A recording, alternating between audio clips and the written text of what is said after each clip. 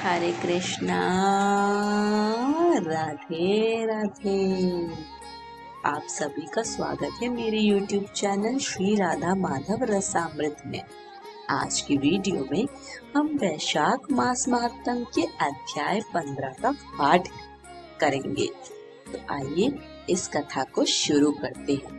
पर हमेशा की तरह हम वंदना करेंगे सर्वप्रथम हमारे गणपति जी की।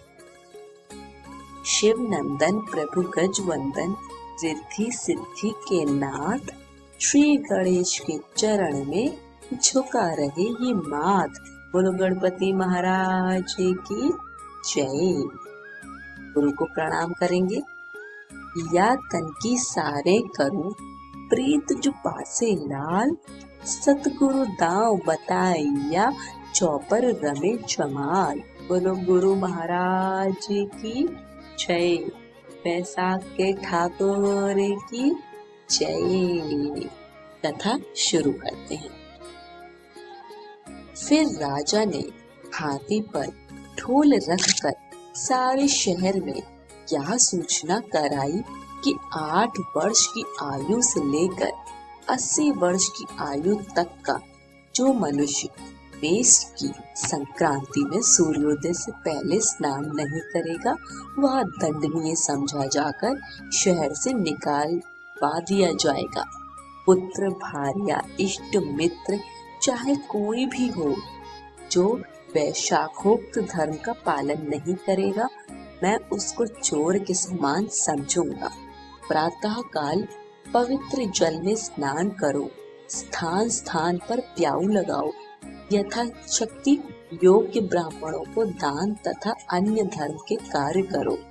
प्रत्येक गांव में एक एक उपदेश करने वाला विद्वान ब्राह्मण नियुक्त कर दिया तथा 5 गांव पर एक अधिकारी।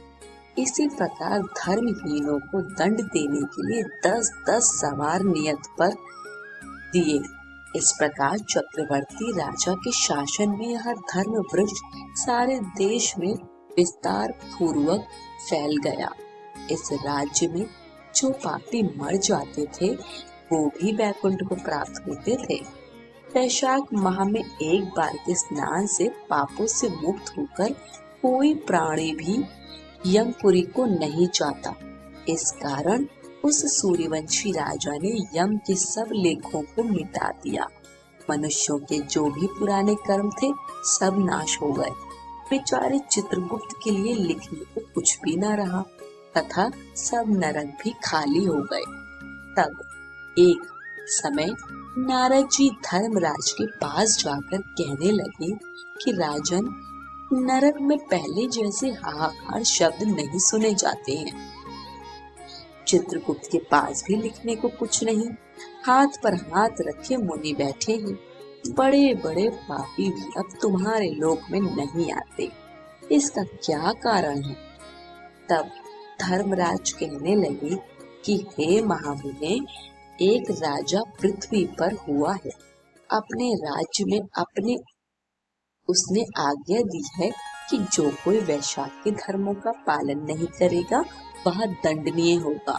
सो उसके डर के मारे प्राणी वैशाख मास के धर्मों का पालन करके वैकुंठ को जा रहे हैं। वह राजा चक्रवर्ती है और सारे संसार में उसकी आज्ञा का पालन होता है।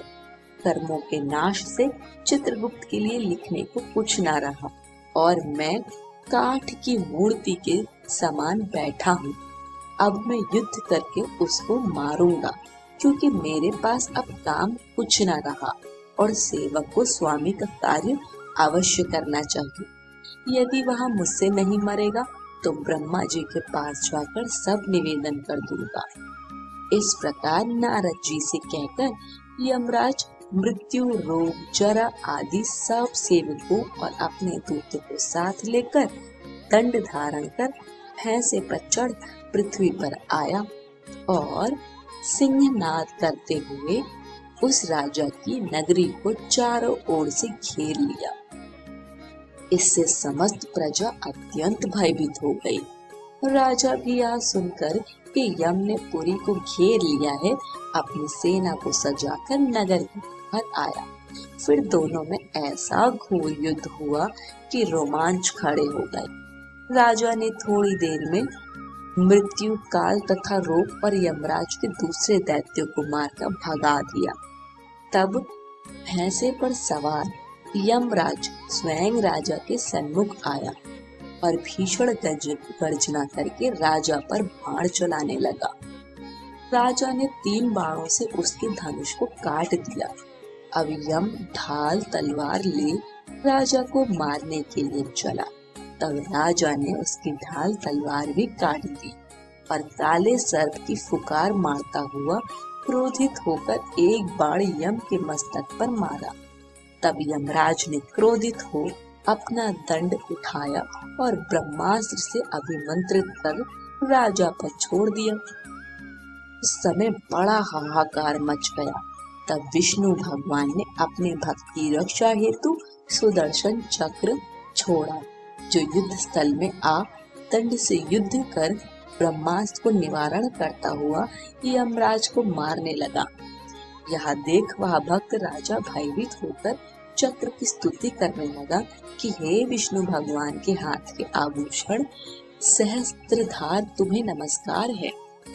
भगवान तुमको सारे लोक की रक्षा के लिए धारण करते हैं, क्योंकि जो देवताओं के द्रोही हैं तुम उनके काल हो।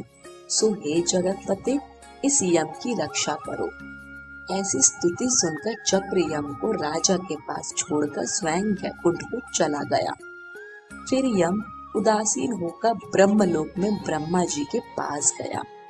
उसको इस प्रकार देखकर सब सभासद विस्मित होकर आपस में कहने लगे कि यम का यहाँ पर कैसे आना हो।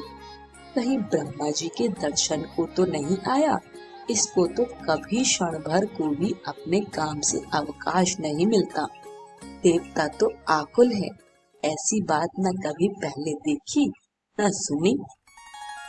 यह सब ऐसा कह ही रहे थे कि तभी प्राणियों का स्वामी और सूर्य का पुत्र यम ब्रह्मा जी के चरणों में इस प्रकार गिर गया, जैसे जड़ से कटा हुआ वृक्ष निराश्रित होकर पृथ्वी पर गिर जाता है।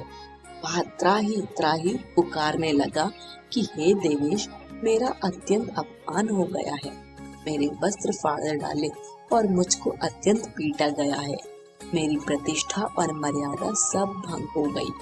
हे कमलासन, आपके होते हुए मेरी यह दुर्गति हुई।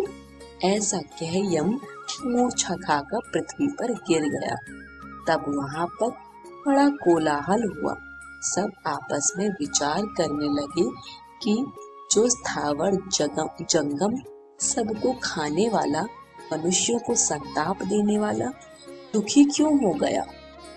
तब पवन ने आकर ब्रह्मा जी की आज्ञानुसार सबकी वाणी रोक दी और अपनी विशाल भुजाओं से यम को उठाया।